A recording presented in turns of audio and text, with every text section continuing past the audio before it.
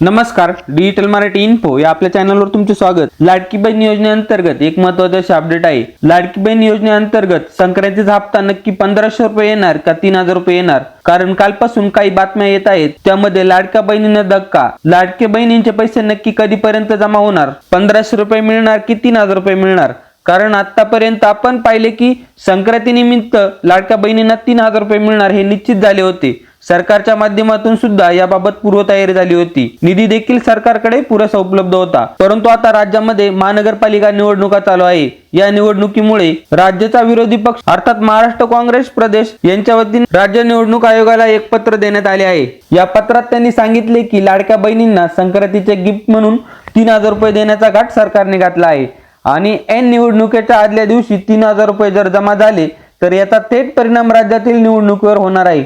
राज्यामध्ये 15 तारखेला 29 महानगरपालिका निवडणुका पार पडणार आहे। लाडक्या बहिणींना म्हणजे जवळपास 1 कोटी मतदार असणाऱ्या महिलांना हे पैसे दिले तर हे प्रलोभन होईल आणि त्यामुळे याचा थेट मतांवर परिणाम होईल। म्हणून हे वितरण थांबवावे आणि हे वितरण निवडणूक झाल्यावरच करावे असे पत्र निवडणूक आयोगाला दिले। निवडणूक आयोगाने सुद्धा याबाबत दखल घेऊन राज्य सरकारला याबाबत विचारले होते की तुम्ही एकत्रित 3000 रुपये देणार का? याबद्दल राज्य सरकारने सुद्धा सांगितले होते की हो आम्ही 3000 रुपये लाडक्या बहिणीला देणार आहे आणि त्यावर सुनावणी होऊन आता राज्य निवडणूक आयोगाने यावर आदेश दिले आहे। या आदेशामुळे लाडक्या बहिणींवर काय परिणाम होणार? लाडक्या बहिणींची संक्रांत गोड होणार का?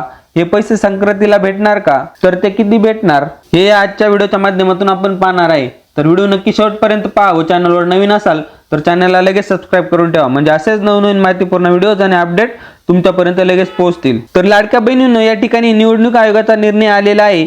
संक्रांतीला वितरण 100% होणारच आहे।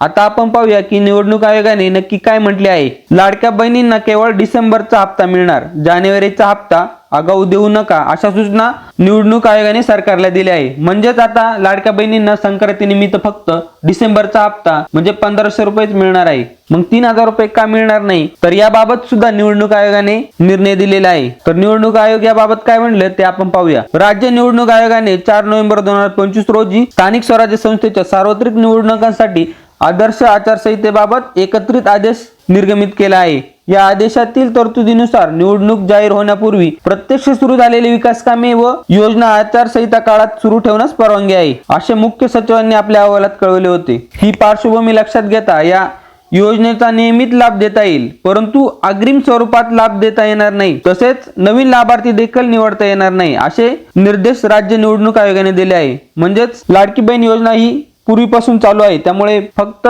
डिसेंबर महिन्याचाच हप्ता या ठिकाणी मिळणार आहे। जो आगाऊ म्हणजेच जानेवारी महिन्याचा जो काही हप्ता आहे तो लगेच तुम्हाला मिळणार नाही। अशा पद्धतीने एक महत्त्वाची अपडेट होती ते आपल्या लाडक्या बहिणींपर्यंत नक्की शेअर करा। धन्यवाद। जय हिंद, जय महाराष्ट्र।